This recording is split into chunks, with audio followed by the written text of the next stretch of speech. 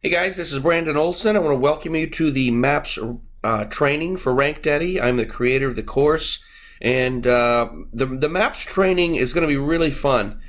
It's so important for your local client to be in the MAPS pack. We're going to talk about why that is, and we're going to talk about the things that it takes to get there, and then we're going to talk about some of the things that are going to be covered in this training. So there's several factors, obviously, that Google looks at to determine where a site is going to be ranked organically. The same is true for maps. Some of the factors have a big impact on the maps ranking, and some of them only have a very minor impact. So some of the factors, too, are out of our control altogether, as you're going to find out. So we're not going to worry about those. But let's look for a moment at an actual map pack ranking. So this is for Austin Roofer. How much do you think, as far as revenue, that these three guys on this very top section of Google real estate, when you search Austin Roofer, it's probably about 1 million population, in comparison to everybody else on the first page? It's a massive amount. To have a spot here in the coveted, what they call map pack, Map 3 pack, the snack pack, it's a massive increase in their business, a huge percent. Used to be, this was 7 spots, right? But Google is all about money, and they know that the people paying for ads are going to bring them money. Now, a lot of time you'll see an ad up the top and then 3 more spots, but the more room they have for ads, the better. So they knocked off 4 positions. Now, obviously, there's more places when you can go into the actual maps listings and see more of them. Well, you can't see my screen. But the people, not as many people are going to click through and go to that. They're going to pick somebody in, excuse me, the top 3 spots in the map pack. So that's why it's important to be there. It's just a massive ROI difference. Having a spot here as compared with anywhere else, right, on the homepage. Now, obviously, if you're in the top 1, 2, 3 spots here, that's huge too. That's why we teach that. But you're going to learn some techniques now that piggyback off of the local SEO training, that combine the maps training, that you're going to have clients here, in this spot and in this spot. I literally spent, I don't know how much money, buying every single map course that exists on the internet and going through it, me and my team, working through, kind of looking to see. This is going to be a comprehensive course, guys. There's probably 20-something different sections. But again, remember, there's some that have a huge impact on the maps ranking. Some have a very minor impact. Some of them you can't control. So imagine you're in a car race, right? There's multiple factors that determine the results of the race. You can't control everything. You can't control the weather, the track conditions, the other drivers. So your focus is on the things that you can control. And out of those, you want to focus primarily on the things that give you the biggest advantage. So you got to make choices. Would you spend your money on a great paint job or the biggest V8, V12, whatever engine for that car? How about a premium sound system? Or tires are going to stick to the road like glue? Which, where are you going to spend your money? What are you going to focus on in order to win that race? Same thing with maps ranking. The smartest thing to do, and we kind of taken this same concept from local SEO, focus on the factors that prove to Google that your site should be considered as a local authority. When they consider it a local authority, you've got geo and local relevance. You move your way up the map pack. So, same thing we do in local SEO. Yes, there's 200 or something, maybe more factors that Google looks at to determine where a site's going to be ranked organically. Same thing for maps. Excuse me. So, you can either sit around, right, hope that Google notices your website and hope that it notices that it represents a local business, that it maybe should be considered a top listing, or you can send triggers to Google that prove beyond a shadow of a doubt that your site is extremely locally relevant and deserves a spot in the coveted map snack pack, the 3-pack. So what are these factors? What does Google put the most importance on when determining who is the authority and who should be placed in the snack pack? So we're going to cover the major factors as well as some of the what I consider to be micro factors, like the shiny paint, the stuff that maybe can make the listing look good, but really doesn't make that much difference or carry that much weight from a ranking standpoint within maps. Getting ranked in the Google Snack Pack, or the top 3 spots, right, takes an extreme amount of attention to detail. Let's look for a moment what Google says about ranking in the map section. I've got this pulled up here. So this is straight from Google My Business, the community forum. Improve your local ranking on Google.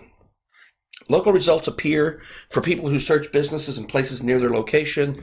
They're shown a number of places across maps and search. For example, you'll probably be able to see local results if you search Italian restaurant from your mobile device. So we all know how that works. How to improve your business if you can't find your info. So, enter complete data. Obviously, that's kind of a no-brainer, right? You want to make sure all your name, address, phone number, category, things like that are there. Verify the location. They send you a postcard, you put it in, you log back in, and you verify that that's really you. Keep your hours accurate. Manage and respond to reviews. Add photos. Guys, these are micro, right? You're probably already doing all these, and yet you're not able to rank in maps. How Google determines local ranking. Now, this is kind of important. It's good information to know. Relevance. How does your local listing match what somebody's searching for? Obviously, if you're going to search for a plumber, you don't want roofers to be showing up in the map pack. Distance. So maybe if you're searching from your home, looking for a roofer, Google's going to calculate the distance based on what they know about your location and what's the closest roofer. So that kind of plays into the algorithm. It doesn't mean that it's the be-all, end-all. It's not going to show you the closest roofer every single time because there's other factors, right? It's a complete formula or algorithm that they use to spit out these results. Prominence. So this is how well known a business is. See, now this is some of the things that we can start to tweak and control as you'll learn through the training. Was this article helpful? You decide. I kind of lean toward the no, but there are some things that are good in there, right? So, not so much, wasn't so helpful, but we knew already that Google's not going to be too helpful when it comes to telling us how to rank and how their algorithm works, right? If they did that, I'd be out of a job because you wouldn't need me to sit here training you. So some of this stuff should be obvious, but I'm going to cover it anyway as we go through the training. But don't assume when you see a category or a module that you know what's going to be covered in there. Because I thought I knew some of this stuff, especially like when it comes to categories. Guys, I'm going to show you how to pull up the Map 3-pack and see the secondary categories that your competitors have listed. I had no idea that this was even possible. But it's crazy important because you're competing with those people who are in the top 3 spots, right? So if you can easily look and see what their primary category is. So that needs to be listed as one of your categories. But what did they put as their secondary category? What did the guy in the first spot put? The second spot, the third spot, in the 3 map pack. What did they put for their secondary categories? And I'm going to show you how to get that. So this is what I mean by don't skip trainings because you think you might know what's in there, because you probably don't. You're going to quickly realize that a lot of this goes deeper than you think. This is an overview of just some of the things that will be covered in this section. I didn't put them all here. Obviously, verifying the listings, filling it out 100%. The map, which is the name, address, phone number. Where should it be listed? On-site and off-site. We're going to talk about geotagging your images when you upload them into the GMB or the Google Map property.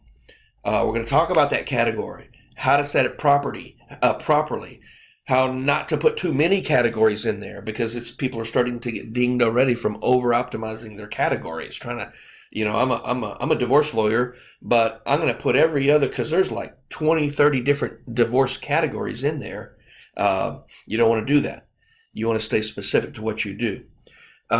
Citations. You got to have 200 to 350 citations, whether you're manually doing this or you're ordering it from Localize or whatever, and you got to have that synced. Okay, that's kind of like the minimum standard. Yext. We're going to get into Yext and how much of a huge trust and local relevance factor Yext citations are because of the value of the properties that they're built on. They're very well known. They pass a lot of local relevance to a business. We're going to talk about map embeds, where you can embed maps in different places throughout the internet to kind of point local relevance back to you, your website, your client, whatever. We're going to talk about the schema, the local schema, how that helps. Geo articles. These are articles kind of geographically based around you and your city where your business resides.